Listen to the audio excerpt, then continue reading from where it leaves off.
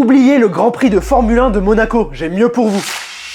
J'ai peut-être vexé les fans de Formule 1, mais pour un passionné de course automobile, le Grand Prix historique de Monaco pourrait être encore mieux que le Grand Prix de F1. Évidemment, les voitures sont bien moins rapides, c'est un événement moins prestigieux, mais il paraît que c'est beaucoup plus spectaculaire à vivre. Parce qu'au lieu de voir une course avec une seule génération, une seule technologie et un seul moteur, vous voyez 60 ans d'histoire de la course auto défiler dans Monaco. Cette année, ça se passe du 24 au 26 avril, il y aura 205 monoplaces réparties en 8 séries de 1925 à 1985. Parce que c'est ça qui est vraiment fou, en un seul week-end, vous allez voir des voitures d'avant-guerre jusqu'aux icônes des années 50, 60, 70... Et vous verrez même pour la première fois sur un Grand Prix historique les Formule 1 turbo des années 80. À l'époque, c'était une avancée technologique énorme. Et ce qui doit être incroyable, c'est la sensation de vivre un Grand Prix, mais il y a 70 ans, à part que tout le monde autour sera en train de filmer avec le dernier iPhone. Et je pense qu'il y a aussi ce truc de voir un musée redevenir vivant. D'habitude, ces voitures, on les voit exposées et qui ne démarrent jamais. Là, elles vont rouler à fond comme à l'époque. Et surtout, l'expérience globale est bien plus immersive qu'en Formule 1.